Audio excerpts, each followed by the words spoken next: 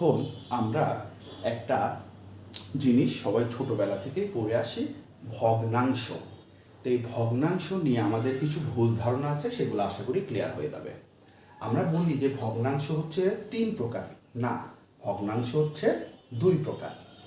ভগ্নাংশ জিনিসটা কি আমরা জানি, যেটা উপরের অংশে থাকবে লব, নিচের অংশে থাকবে হর, সেটাকে আমরা কি বলি? ভগ্নাংশ বলি। অর্থাৎ লব আর হর মিলে যা গঠিত হয় তাই কি ভগ্নাংশ। তো এখন প্রকৃত ভগ্নাংশের ক্ষেত্রে আমাদের কি হয়? প্রকৃত ভগ্নাংশের ক্ষেত্রে আমাদের লবটা হয় বড়, হরটা হয় ছোট। বিষয়টা কি এইরকম? বিষয়টা কিন্তু এইরকম না। এই জায়গাটায় সবারই গোলায় যায়, লব বড় না হর বড়। আমাদের মনে রাখতে হবে যে যেটা প্রকৃত ভগ্নাংশ সেটার সব সময় হবে হরটা বড়, আর যেটা অপ্রকৃত ভগ্নাংশ সেটার সব সময় হবে লব বড়, হরটা ছোট। তো আমি স্টুডেন্টদের সাজেস্ট করব এই সূত্রটা খেয়াল না রেখে আমরা যদি উদাহরণ খেয়াল রাখি খুব সহজে মনে থাকবে। যেরকম আমরা সহজভাবে যদি খেয়াল করি, 5/8, উপরের অংশ থেকে নিচের অংশ বড়, তার মানে কি এটা প্রকৃত ভগ্নাংশ, অর্থাৎ লবের চাইতে হর বড়। আর যেটা অপ্রকৃত ভগ্নাংশ সেটার যদি আমরা একটা এক্সাম্পল নেই, তাহলে সেই ক্ষেত্রে আমাদের মনে রাখতে হবে 8/5 কত? 5, মানে উপরের অংশ বড়, ওরফে লব বড়, নিচের অংশটা কি ছোট। তাহলে আমরা কিন্তু বুঝে গেলাম প্রকৃত ভগ্নাংশের ক্ষেত্রে হর বড় হবে, অপ্রকৃত ভগ্নাংশের ক্ষেত্রে লব বড় হবে। এখন অপ্রকৃত ভগ্নাংশেরই কিন্তু একটা শাখা হলো মিশ্র ভগ্নাংশ। যেমন মিশ্র ভগ্নাংশটা কি হতে পারে? আমরা যদি এই 8/5কে এখন একটু ভাগ করি, আমরা জানি এটা ভাজক, এটা ভাজ্য। তাহলে আমরা কি লিখি?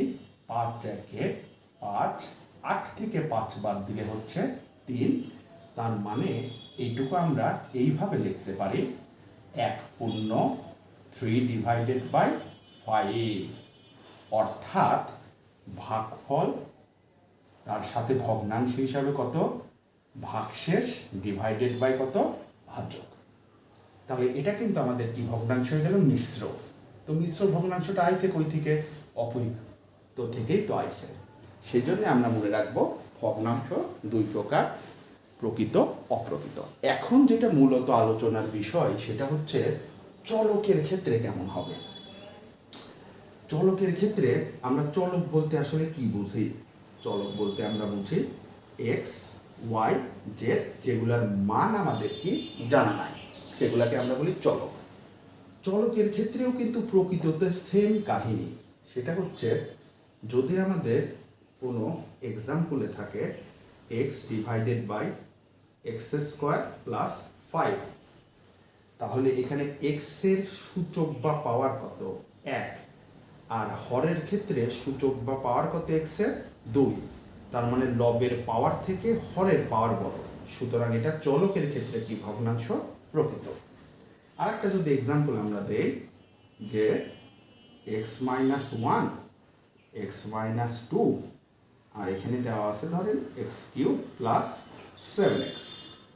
তাহলে আমরা যদি এখানে খেয়াল করি এই এক্সাম্পলটাই আমাদের দেখা যাচ্ছে এক্স আর এক্স গুণ দিলে x², তার মানে এক্সের সূচক বা পাওয়ার কত? 2, আর হরে আছে এক্সের পাওয়ার কত? 3। তার মানে এটা কি ভগ্নাংশ? চলকের ক্ষেত্রে প্রকৃত ভগ্নাংশ। কিন্তু অপ্রকৃত ভগ্নাংশের ক্ষেত্রে ব্যাপারটা যখন ঘটে যাবে চলকের ক্ষেত্রে, এই জায়গায় একটু পরিবর্তন আছে। সেটা হচ্ছে দুটো কাহিনী হতে পারে। এক, লব যদি হরের চাইতে বড় হয় তাহলেও চলকের ক্ষেত্রে সেটা অপ্রকৃত। আবার লব যদি হরের সমান হয় সেই ক্ষেত্রেও কিন্তু এটা কি হয়ে যাবে? অপ্রকৃত ভগ্নাংশ। যেরকম আমরা যদি এইটার একটা এক্সাম্পল নেই, আমাদের x³ + 5, আর এখানে দেওয়া আছে x-1। তাহলে এক্স এর পাওয়ার কত? 1, আর লবে এক্স এর পাওয়ার কত? 3। তার মানে কি এটা একটা কি ভগ্নাংশ? অপ্রকৃত। আর এটার যদি একটা এক্সাম্পল আমরা নেই x minus one, x minus two, এখানে দেওয়া আছে x plus five, x plus three.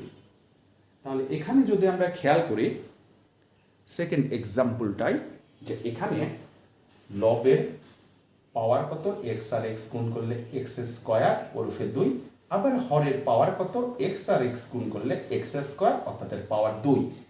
তার মানে এই ক্ষেত্রে লব ও হর দুইটারই কি পাওয়ার কি সেম। তার মানে আমরা মোটামুটি সহগের ক্ষেত্রে এবং